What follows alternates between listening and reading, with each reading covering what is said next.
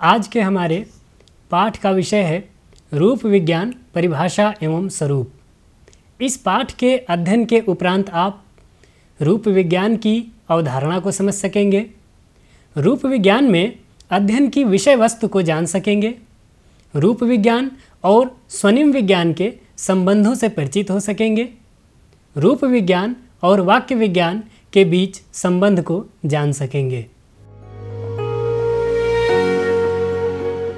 प्रत्येक भाषा कुछ सीमित अर्थहीन इकाइयों का प्रयोग करती है, जिनके द्वारा असंख्य अर्थपूर्ण इकाइयों की रचना की जाती है। इन सीमित अर्थहीन इकाइयों को हम सामान्य भाषा में ध्वनि कहते हैं, जिसे भाषा विज्ञान में स्वन नाम दिया गया है। जब ये किसी भाषा विशेष की ध्वनि व्यवस्था को गठित करती हैं तो स्वनिम कहलाती हैं। स्वनिमों द्वारा विभिन्न स्तरों पर अर्थवान इकाइयों की रचना की जाती है। इनमें पहला स्तर रूप यानी मार्फ का है। इसके बाद क्रमशः आप देखें तो शब्द है, फिर पद है, फिर पदबंध है, उपवाक्य है, वाक्य है और अंत में प्रोक्ति है। रूप की संकल्पनात्मक इकाई रूपिम है। रूप, रूपिम और इनसे जुड़ी इकाइयों तथा प्रक्रियाओं का अध्ययन रूप विज्ञान में किया जाता है। रूप विज्ञान भाषा विज्ञान की एक शाखा है, जिसके अध्ययन की केंद्रीय इकाई रूपिम है। अंग्रेजी में रूप विज्ञान के लिए मॉर्फोलॉजी शब्द का प्रयोग किया जाता है, जो मार्फ और लॉजी दो शब्दों के मिलने से बना है। मार्फ के लिए हिंदी में रूप शब्द का प्रयोग होता है और लॉजी का अर्थ है विज्ञान। विभिन्न भाषावेत्ताओं ने रूप विज्ञान को अनेक प्रकार से परिभाषित किया है। आगे हम एकाध परिभाषाओं की चर्चा करेंगे। नायडा के अनुसार रूप विज्ञान रूपिम तथा शब्द निर्माण में उसकी व्यवस्था का वर्णन करता है। ब्लॉक तथा ट्रेगर के अनुसार रूप विज्ञान शब्द गठन का विवेचन करता है। कैरोल ने इसके बारे में कहा है कि रूप विज्ञान उस पद्धति अथवा प्रणाली का अध्ययन है जिसके अनुसार शब्द निर्माण किया जाता है, और निश्चय के साथ कहा जा सकता है कि रूप विज्ञान का संबंध रूपिमों की पहचान, शब्द निर्माण में उनके क्रम, उनमें होने वाले व्याकरणिक परिवर्तन तथा विविध व्याकरणिक रचनाओं में पाई जाने वाली व्यवस्था का अध्ययन है। इस प्रकार हम कह सकते हैं कि रूप विज्ञान भाषा विज्ञान की वह शाखा है जिसमें रूपिमों के अर्थ, स्वरूप, अनुक्रम, उनकी प्रतीति और प्रकार्य आदि के आधार पर उनके भेदों का किसी भाषा विशेष की संरचना के संदर्भ में अध्ययन किया जाता है। अब अगर हम रूप विज्ञान के प्रकार की बात करें तो इसे कुछ आधारों पर देख सकते हैं। सबसे पहले अध्ययन की दिशा के आधार पर देखें तो इस आधार पर रूप विज्ञान के 3 प्रकार किए गए हैं। पहला है वर्णनात्मक रूप विज्ञान। इसमें किसी भाषा या बोली के किसी एक समय की शब्द और या पद रचना का अध्ययन होता है। दूसरा है ऐतिहासिक रूप विज्ञान। इसमें भाषा या बोली के विभिन्न कालों की शब्द और या पद रचना का अध्ययन कर उसमें रूप विज्ञान का इतिहास या विकास को प्रस्तुत किया जाता है। तीसरा है तुलनात्मक रूप विज्ञान। इसमें 2 या 2 से अधिक भाषाओं की शब्द और पद रचना का तुलनात्मक अध्ययन किया जाता है। इसी प्रकार से हम रूपिमों के योग की प्रक्रिया के आधार पर भी रूप विज्ञान के कुछ प्रकार बता सकते हैं। इस दृष्टि से 2 भेद कर सकते हैं। पहला है व्युत्पादक रूप विज्ञान, जिसे अंग्रेजी में डेरिवेशनल मॉर्फोलॉजी कहा गया है। इसमें मुक्त रूपिम या शब्द में व्युत्पादक रूपिमों को जोड़कर नए शब्दों को बनाने की प्रक्रिया का अध्ययन किया जाता है। दूसरा है रूप साधक रूप विज्ञान यानी इन्फ्लेक्शनल मॉर्फोलॉजी। इसमें शब्दों में रूप साधक रूपिमों को जोड़कर पद बनाने की प्रक्रिया का अध्ययन किया जाता है। अब अगर हम रूप विज्ञान के अध्ययन की विषय वस्तु की बात करें तो कुछ बिंदुओं को देखा जा सकता है। भाषा विज्ञान में भाषा का अध्ययन विभिन्न स्तरों पर किया जाता है, जो इस प्रकार हैं: स्वन, स्वनिम, रूपिम, शब्द, पद, पदबंध, वाक्य और प्रोक्ति। इनमें अगर हम रूप विज्ञान को देखें तो इसके अध्ययन क्षेत्र का विस्तार रूपिम से लेकर शब्द या पद तक है। इसको अगर हम आरेख द्वारा दिखाएं तो आप देख सकते हैं कि एक और है रूपिम और फिर उसके नीचे है शब्द या पद, और यहाँ दो लाइनें लगी हैं, एक ऊपर से नीचे की ओर जा रही है और दूसरी नीचे से ऊपर की ओर जा रही है। तो ऊपर से नीचे जाने वाले का अर्थ है कि रूपिमों को मिलाकर शब्दों या पदों का निर्माण होता है, और नीचे से ऊपर जाने का अर्थ है कि शब्दों या पदों का विश्लेषण करके हम किसी भाषा के रूपिमों को प्राप्त करते हैं। रूपिम स्तर पर रूप विज्ञान में रूप, रूपिम और उपरूप तीनों का अध्ययन किया जाता है। साथ ही इनमें परस्पर संबंध और अंतर, इनको भी हम रेखांकित करते हैं। इन तीनों की संकल्पना को हम ऐसे समझ सकते हैं। पहला है रूप, इसे अंग्रेजी में मॉर्फ कहते हैं। रूप एक भौतिक इकाई है जो भाषिक कथनों में प्रयुक्त होती है। किसी वाक्य में प्रयुक्त ध्वनियों का छोटा से छोटा अनुक्रम जिसका अर्थ होता है रूप है। संकल्पना की दृष्टि से रूप मूर्त इकाई है। दूसरी चीज़ है रूपिम, अंग्रेजी में इसे मॉर्फीम कहते हैं। भाषा की लघुतम अर्थमान इकाई जिसे और अधिक सार्थक खंडों में विभक्त नहीं किया जा सकता रूपिम है। दूसरे शब्दों में हम कहें तो रूपिम स्वनिमों का ऐसा सबसे छोटा अनुक्रम है जो कोशीय अथवा व्याकरणिक दृष्टि से सार्थक होता है। ब्लूमफील्ड के अनुसार रूपिम वह भाषाई रूप है जिसका भाषा विशेष के किसी अन्य रूप से किसी प्रकार का ध्वन्यात्मक और अर्थगत सादृश्य नहीं होता है। रूपिम एक अमूर्त संकल्पना है। रूपिम को हमेशा दो मझौले कोष्ठकों के बीच में संकेतित किया जाता है, वैसे ही हम उसे लिखते हैं या प्रकट करते हैं। कुछ भाषाओं में सभी रूपिम मुक्त होते हैं और अर्थ को स्थिर रखते हुए उनका पुनर्विभाजन नहीं हो सकता। तीसरी चीज़ है उपरूप यानी एलोमार्फ, इसको संरूप भी कहते हैं। दो या दो से अधिक ऐसे रूप जिनमें कुछ ध्वन्यात्मक विभेद होने के बावजूद उनसे एक ही अर्थ निकलता हो तथा वे आपस में परिपूरक वितरण में हों, उपरूप कहलाते हैं।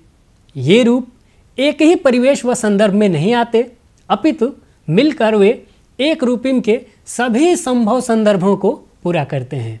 इस प्रकार हम कह सकते हैं कि उपरूप वे रूप हैं जो एक दूसरे का स्थान नहीं लेते हैं, और यदि एक दूसरे का स्थान ले भी लें तो अर्थ में कोई परिवर्तन नहीं होता। वितरण एक पद्धति है जिसका प्रयोग रूपिमों और उपरूपों के निर्धारण में किया जाता है।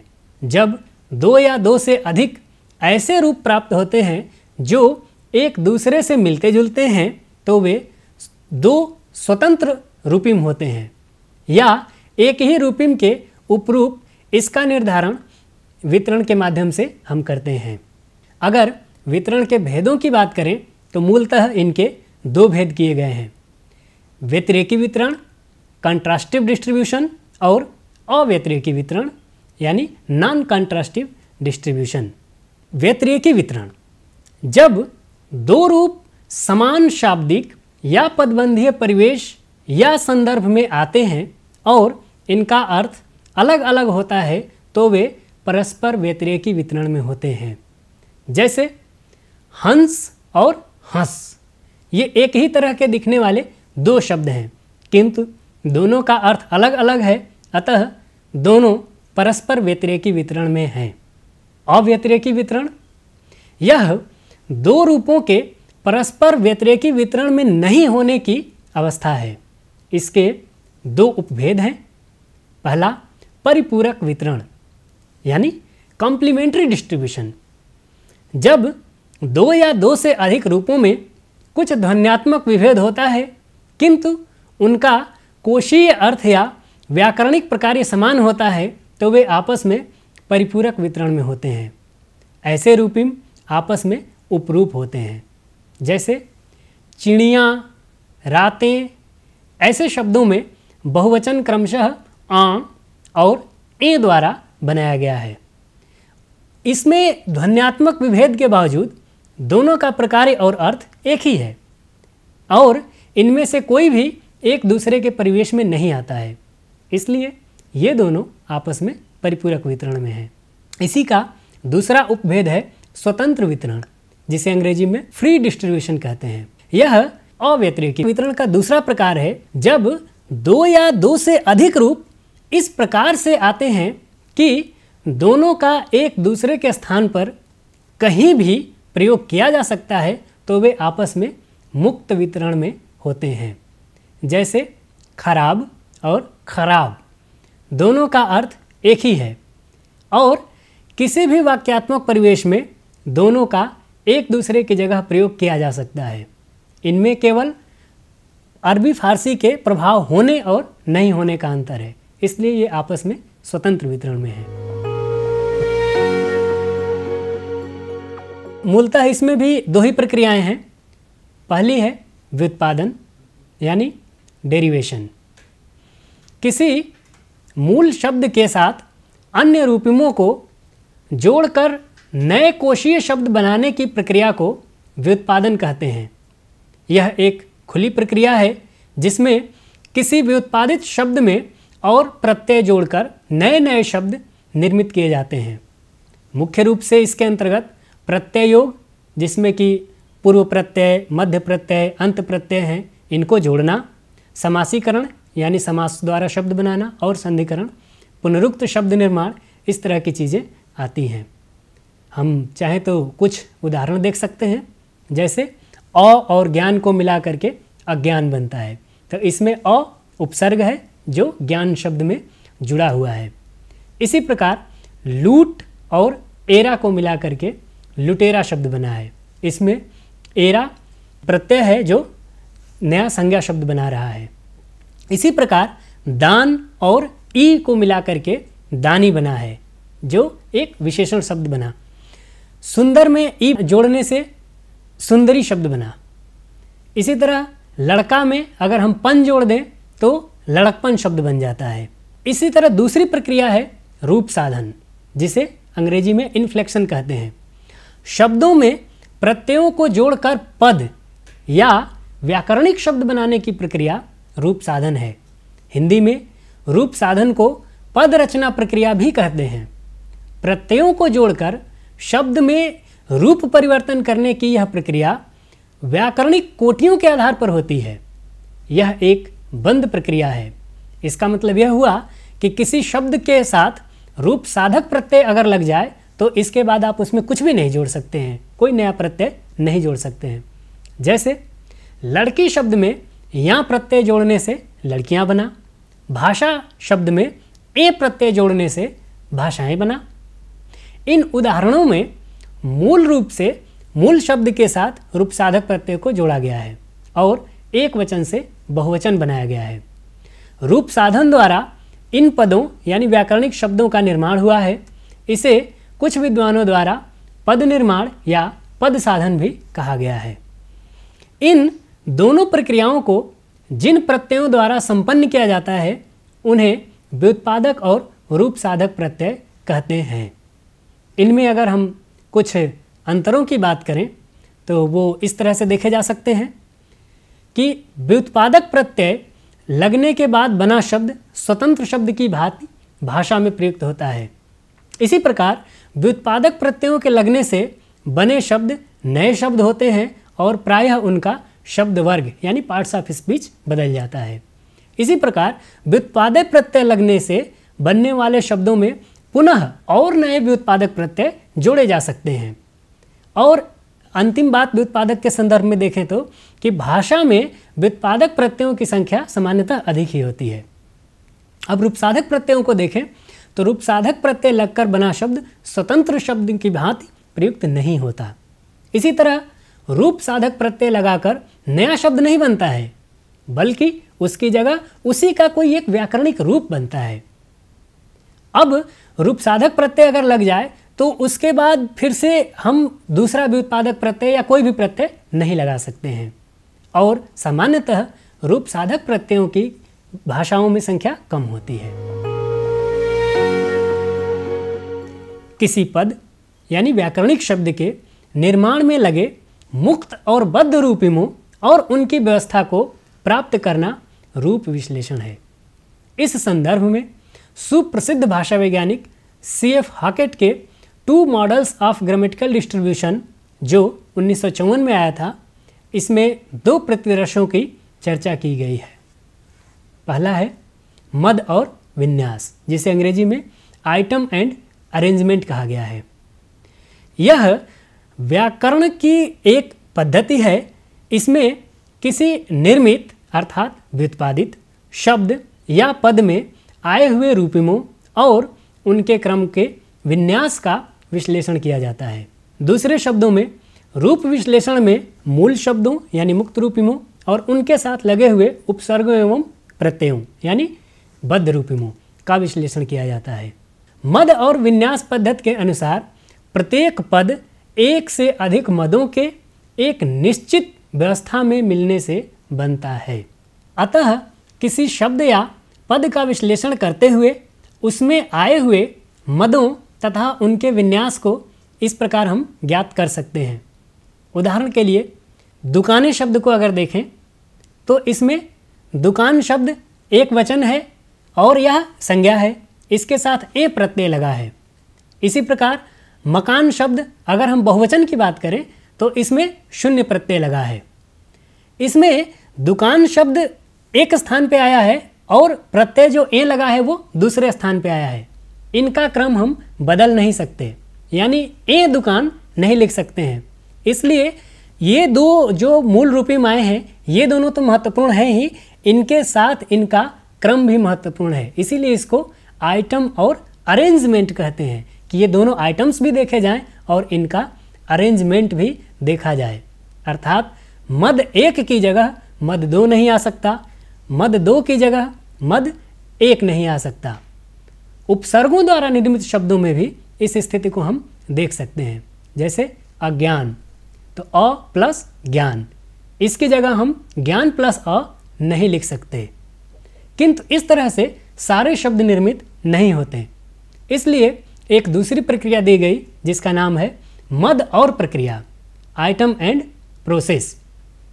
इसके अनुसार सभी पद एक से अधिक मदों के केवल एक निश्चित व्यवस्था में ही मिलने से नहीं बने हैं, बल्कि कुछ पदों का निर्माण ऐसे रूपिमों के योग से हुआ है जिनमें रूपिम योग के साथ साथ परिवर्तन भी हुआ है।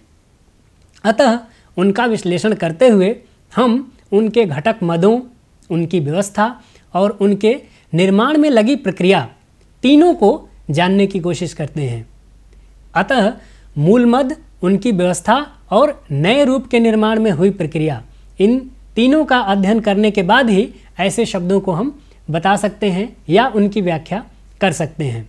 उदाहरण के लिए अगर लड़के शब्द को देखा जाए तो इसमें मूल शब्द है लड़का और ए प्रत्यय जुड़ा हुआ है, तो हम पूछ सकते हैं कि आ कहाँ गया।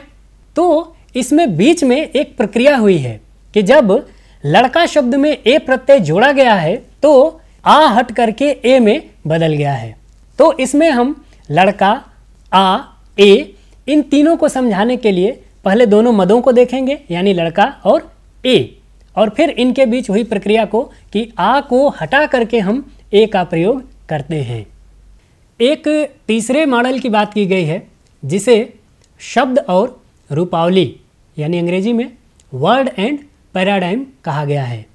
यह संस्कृत, ग्रीक तथा लैटिन के व्याकरणों से प्रेरित एक प्रतिष्ठित एवं परंपरागत मॉडल है और रूप प्रक्रियात्मक विश्लेषण संबंधी 2 अन्य जिनकी बात अभी हमने की, मद और विन्यास, मद और प्रक्रिया, इनकी अपेक्षा यह अधिक महत्वपूर्ण है। ग्रीक तथा लैटिन व्याकरणों में रूपावली के एक शब्द रूप को यादृच्छिक ढंग से चुन करके बनाया जाता है। क्रिस्टल ने रूपावली की परिभाषा इस प्रकार से दी है: a set of grammatically conditioned forms all derived from a single root of stem is called paradigm.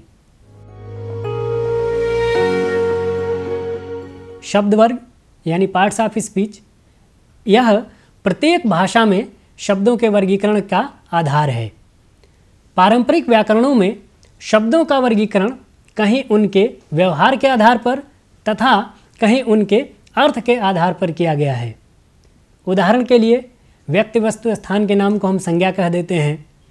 यह संज्ञा की परिभाषा अर्थ पर आश्रित है। इसी प्रकार जो संज्ञा या सर्वनाम की विशेषता बताए उसे विशेषण कहते हैं। यह उसके प्रकार पर निर्भर परिभाषा है। भाषिक शब्दों का वर्गीकरण उनके रूप और प्रकार अर्थात उनके स्वनिमिक, रूपमिक एवं वाक्यीय गुणों के आधार पर करते हैं। प्रत्येक भाषा की संरचना के अनुसार उसके शब्द वर्गों की संख्या और प्रकृति का निर्धारण होता है। भारतीय संस्कृत व्याकरण यास्क ने नाम, आख्यात, उपसर्ग और निपात नाम से 4 वर्ग किए हैं। पाणिनि ने सुबंत और तिङंत नाम से केवल 2 ही वर्ग बनाए हैं। हिंदी में 8 शब्द वर्गों की बात की जाती है। संज्ञा, सर्वनाम, विशेषण, क्रिया, क्रिया विशेषण, संबंध सूचक, योजक और विस्मयादिबोधक। इसी प्रकार व्याकरणिक कोटियों यानी ग्रामेटिकल कैटेगरीज का भी अध्ययन रूप विज्ञान में किया जाता है। वे अभिलक्षण जिनकी रूपात्मक अभिव्यक्ति शब्द वर्गों के माध्यम से होती है व्याकरणिक कोटि कहलाते हैं। दूसरे शब्दों में हम कहें तो किसी मूल शब्द में संबंध तत्व के जुड़ने के कारण वह पद बनता है। संबंध तत्व के द्वारा व्यक्त अर्थ तत्व यानी मूल शब्द के लिंग, वचन, पुरुष, काल आदि भेद व्याकरणिक कोटि हैं। व्याकरणिक कोटि का प्रमुख उद्देश्य भाषा में अभिव्यंजना संबंधी सूक्ष्मता और निश्चयात्मकता को सामने लाना है। विभिन्न भाषाओं में इनकी संख्या में एक रूपता तो नहीं मिलती है और न ही ये सार्वभौमिक एवं समान रूप से वर्गीकृत किए जाते हैं, अर्थात भाषाओं में इनकी संख्या अलग अलग हो सकती है। हिंदी में कुल 8 व्याकरणिक कोटियों की बात की गई है। लिंग, वचन, पुरुष, कारक, काल, पक्ष, वृत्ति और वाच्य।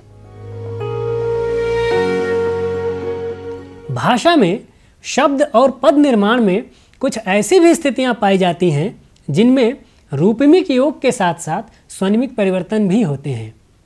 अतः ऐसी स्थितियों के अध्ययन के लिए रूप विज्ञान और स्वनिम विज्ञान दोनों की आवश्यकता पड़ती है। भाषा वैज्ञानिकों द्वारा इन दोनों के योग से बनने वाले इस संधि क्षेत्र को रूप स्वनिम विज्ञान नाम दिया गया है। इसमें शब्द, रूप या पद स्तरों पर 2 रूपिमों के एक साथ मिलने पर होने वाले परिवर्तन का अध्ययन किया जाता है। जैसे घोड़ा और दौड़ को मिलाने से घुड़दौड़ शब्द बनता है। हाथी और ऊँ को मिलाने से हाथियों शब्द बनता है। भालू और ऊँ को मिलाने से भालुओं शब्द बनता है। तो घोड़ा और दौड़ को मिलाने से घुड़ कैसे हो गया? यह जो परिवर्तन हुआ है यह परिवर्तन इसकी आंतरिक संरचना में हुआ है, जिसको जानने के लिए हमें स्वनिमिक परिवर्तन को देखना पड़ेगा। इसलिए इसकी व्याख्या रूप विज्ञान और स्वनिम विज्ञान दोनों को मिला करके अध्ययन करने पर की जा सकेगी।